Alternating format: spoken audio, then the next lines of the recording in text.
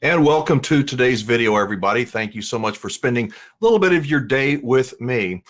Today, I'm going to climb up on my soapbox a bit, and I'm going to talk about manipulation and how it relates to camping and how it relates to you and to me. Because I believe, just my opinion, remember, this is about Wingman Wisdom. I believe that we are all being manipulated all of the time. I believe one other thing. I think that you and I, both of us, can be master manipulators. We've done it through our entire lives, and we've learned it from our environment. So how does this relate to camping and RVing? Well, I ran across an article. Do you know who Dr. Nicholas Kardaras is? I never heard of the guy, but I read the first paragraph. This was in the New York Post. I read the first paragraph of this long, lengthy story because it had a catchy headline. And I thought, well, I'll just give it the first paragraph. I'm like, oh my God. And it consumed me. And it showed me so much more. I knew it was there, but Dr. Kardaras, however you pronounce his name, him laying the story out about manipulation and specifically about children and what has happened to our kids, what we're allowing to happen right in front of our very eyes 24/7 is frightening. So I'm going to want to know what your take is on Dr. Kardaras' story in just a few minutes, but I'm going to read some of the excerpts that really jumped out. The first paragraph, again, this was in the New York Post.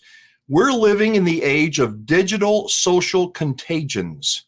It's a time where certain illnesses aren't spread by biological transmission, but a digital infection that attacks the psychological immune system.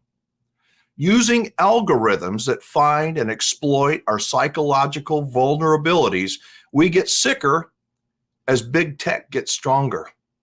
And make no mistake, we are getting sicker as a society with record rates of depression, suicide, loneliness, overdoses, anxiety, addiction, emptiness, gender dysphoria, and mass shootings that are disproportionately impacting teens and young adults, all made worse by the isolation and fear during COVID.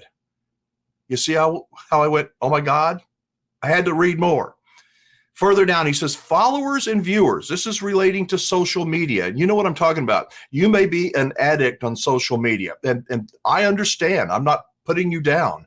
But most of our children, I believe, most people probably under 40 have got some addiction problem to the internet. And so it continues on. It says, followers and views are the coin of the realm in social media hierarchy. And extreme content is what attracts the priceless human commodity, our attention. Our attention. Isn't it harder today to pay attention?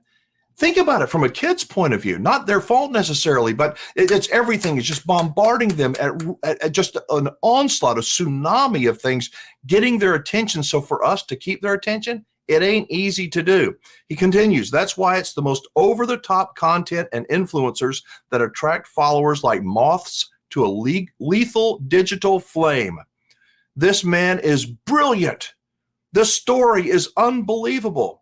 He said it's also why we're seeing dramatic spikes in once rare disorders like Tourette syndrome, dissociative identity disorder, DID, formerly known as multiple personality disorder, and borderline personality disorder, BPD. These disorders are now being injected into our collective consciousness via TikTok and Instagram influencers who have racked up hundreds of millions of views and have left a wake of young followers who are influenced as they emulate the psychiatric symptoms of their mentally unwell social media darlings. How can somebody disagree with this? Do you see things the same way? I did, but I wasn't able to lay it out like Dr. Kardaras has. I'm going to finish it up. He says, the social contagion group effect shouldn't come as a shock. For thousands of years, we've seen it shape human behavior, from donning tribal war paint to smoking cigarettes to following your favorite sports team or joining a political movement. We're social animals, hardwired to mimic and emulate one another.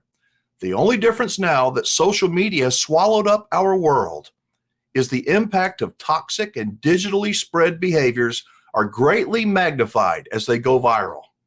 That to me is frightening. What a scary, scary analysis of where we are today. And is there anything we can do about it? I'm going to put a link to that story in the description down below.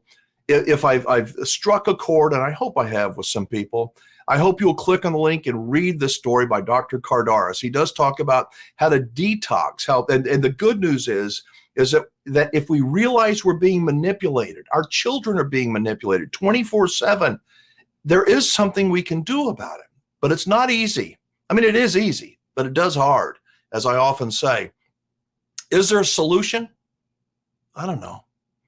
I think camping can be a stepping stone towards a solution. Camping and deplugging, getting away from social media. And how do you make kids want to go camping? You can't make them. You hope that they want to camp. You hope they want a connection with nature and wildlife and our creator and you, don't you?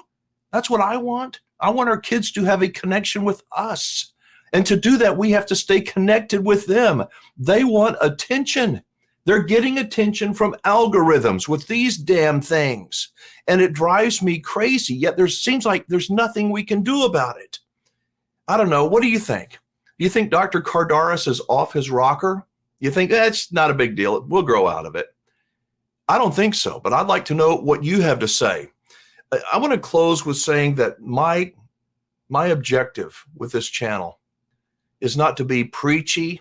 It's not to come across as I have all the answers, but I want to bring up topics that are important to me and hopefully important to some of you, to make you think, to make you, as I say, ponder and wonder and explore things and thoughts that you haven't thought before, in hopes that you'll make better decisions and that will lead you to a more peaceful, a happier life.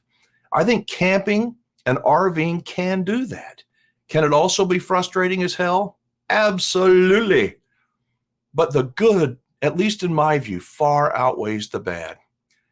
As I said, I was going to climb up on my soapbox today and talk about being manipulated. Do you think that we are being manipulated? Do you think that you manipulate people? I don't know. It's kind of hard to say. I'm trying to, I don't know about manipulate. I'm trying to influence people, influence them to think, become independent thinkers, skeptics, cynics. Don't just believe something because somebody in the political party you happen to align with says it. Think, pause, do a timeout. I promise you, you can always go back to whatever you think, whatever you thought before, but explore, open your mind to the attention that kids need. And I think that camping can do it.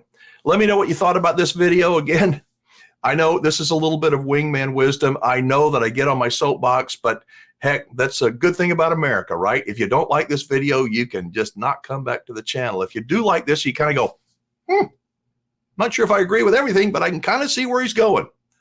I hope you will hit the subscribe button, give it a thumbs up, and share it on social media with your family and friends. Thank you so much for watching, and thank you in advance for your comments. Again, you can get my personal information by clicking on down below in the description. It's either the word more or description. It opens up to my email, my 24-hour voicemail. You can leave me a message of up to like 3 or 4 minutes long. Let me know your thoughts. I love hearing from you. I'm Alan Warren, the RV Wingman. Be safe, have fun, play nice, and don't leave your good manners at home. I'll see you again next time.